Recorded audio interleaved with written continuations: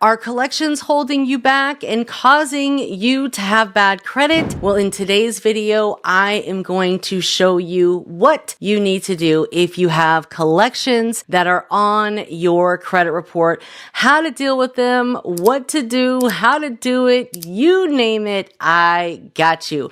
My name is Credit Coach Nicole Scott, and if you are new here, check in the comments, let me know you are new here. Please make sure that you have subscribed to the channel, turn those bell notifications on, and most importantly, watch all of the videos in this 26 plus credit repair secrets playlist, where I am giving you a ton of value on how to fix your credit. Whether you're fixing your own credit or helping other people fix theirs, this is the real deal information that you need to know, because I always tell you guys, if you knew better, you would do better. And I give you the information that you need to know, not necessarily what you want to hear. Because if I were here to just tell you, oh, yes, yes, yes, yes. No, I'm sorry. No, it doesn't work like that. Okay. If it was that easy and it was truly just so simple to get these things done, everyone would have excellent credit and there would be no need for credit repair. Now, of course, what we see online is the best of the best results. We don't ever get to see the flip side to that. We don't ever get to see all the other customers that didn't get the results that they were hoping for. And then that is why I tell you, it is time to invest in yourself, learn this information, and take action. Okay. So there are a few ways that you can deal with collections, but before we get to that, let's break down the types of collections that there are. There are what's called third-party collections. This is where a third party has either been hired to collect on behalf of a company, or they have acquired, aka they have purchased the debt from a company. Usually when junk debt buyers purchase debt, they literally purchase it for pennies on the dollar. So there is a lot of room for negotiation.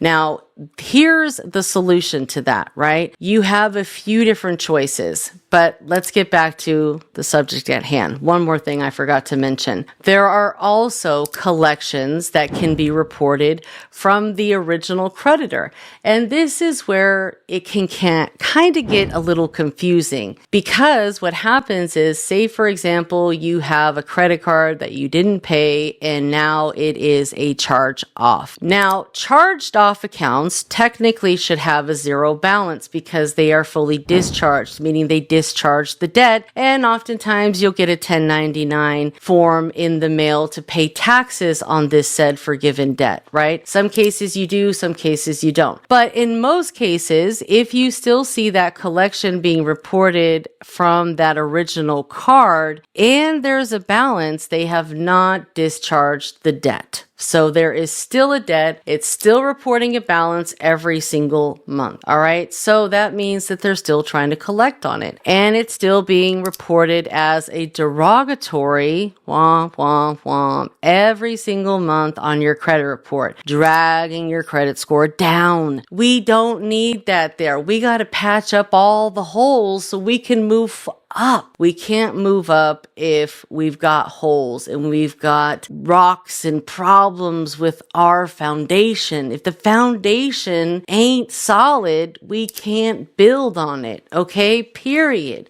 There's no point in putting sugar on you know what. All right. So here's what we got to do. We've got a couple options. Number one, don't be afraid to pay your debt. Okay, because in some cases, it's best to do so. It's best to do it properly so it doesn't come back and bite you in the butt later. Because if you go through credit repair and say you get a debt deleted from your credit report, that does not make the debt go away. Okay, what happens is the debt is still there. This said person is still going to report it. They're still going to try to collect on it.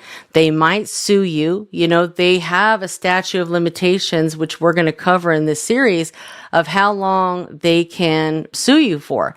And in California here, it's 4 years from the time that you first became delinquent on the account. So they have a 4-year period. Now, it can also be sold again to another debt buyer, and then they can report it onto your credit report when you least expect it. And if you are going through a home loan, it's really important that that doesn't come back to haunt you later. If your goal is to purchase a home, you want to make sure that you take care of this debt once and for all, okay?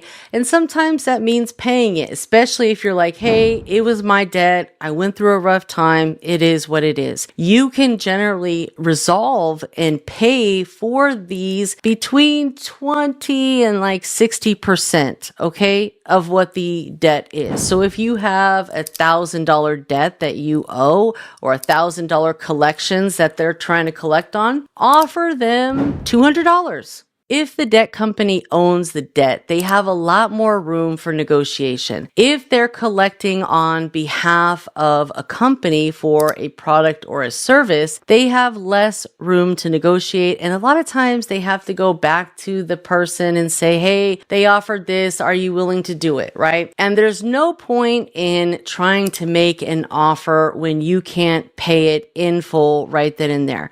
Now, you can do payments, but a lot of times if you are doing payments, you're not going to get the best deal. And the chances of you finishing those payments, I don't know. You know, we've got to see what that likelihood is like, right? But it's no point in trying to make payments if you're only going to make a couple payments and then you're like, fuck this, or screw this. I don't want to do this anymore. I don't want to pay it.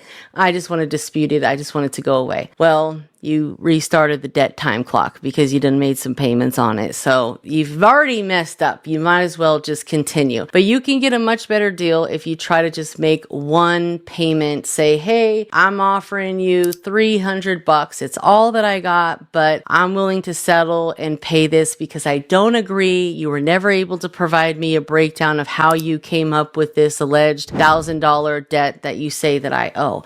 But just to get this behind me, get it settled and not have to worry about it and get it removed from my credit report, I'm willing to settle for $300, right? Sometimes you have to speak with a manager. Why? Because your average collection agent is incentivized on collecting more money, right? And managers are generally on salary, and they get bonus based on performance. So of course they have an invested interest on wanting you to pay, but they also, have a neutral, standing ground, and they can accept things that normal telephone agents aren't able to accept. So always speak with the manager, be payment ready. All right. Don't try to be fancy and get all this stuff over the phone before you pay.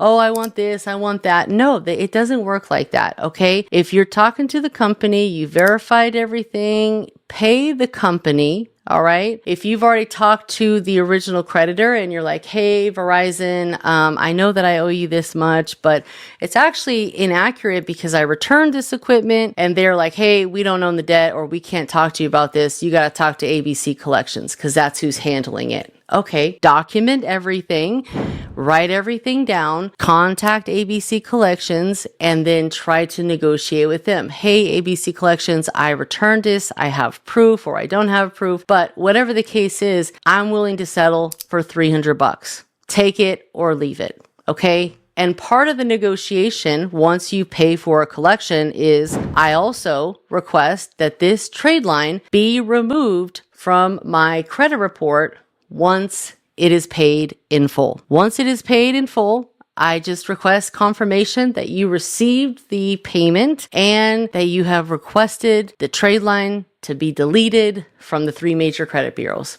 That's what you need, okay? Because you could take that letter and you can send it on over to them directly.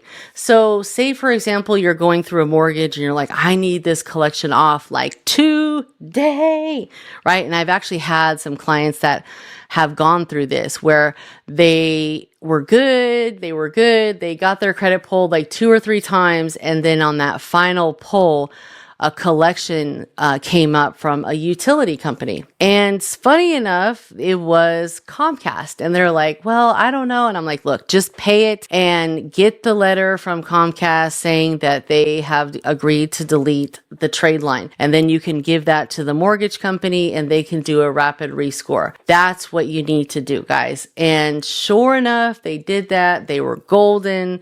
They just needed that letter saying that they have requested the trade line be deleted, because it can take up to, 30, 45, sometimes even 60 days before that information is removed or reflected on your credit report. And that's why it's so important to know this information, invest in yourself, invest your time into learning this information, because anyone else on the internet would tell you, don't pay your collections, just blah, blah, blah, and dispute it and claim identity theft and You pay these people to do it and it goes away initially and it comes right back, and it will keep on coming back because they'll sell the debt and the next junk debt buyer will report it, and so on and so forth. So if you truly want to take care of things and not have them come back and bite you in the rear later, then this is the best recourse to do, because you're taking care of it like an adult should, instead of saying, I didn't do it, it was identity theft, blah, blah, blah, blah, blah, right? And people still do that to this day. And hey, I can't say that I understand, but this is your opportunity to have a fresh restart. But unfortunately, they will never take it serious. You have to really appreciate the process, appreciate the opportunity to be able to start over and have a fresh start at a fresh new life with fresh new credit that you are going to cherish and that you are going to really, just be committed to, right? You have to be committed to this credit. And I'm going to tell you one thing, credit is a very powerful tool and it's such a fine line that we have to walk. So it's really important that you have your mindset and you really are like, hey, I can't touch these credit cards because they're for decoration. No, I can't pay this late payment because that could affect me for the next 7 years. You make your next move, your best move, and an educated move. I'll see you on the next video. Comment the word guide if you want this credit repair secrets guide. Comment the word community if you want to join the community and add trade lines, get discounts on trade lines once you are all cleaned up. I'll see you there and see you on the next video. Take care.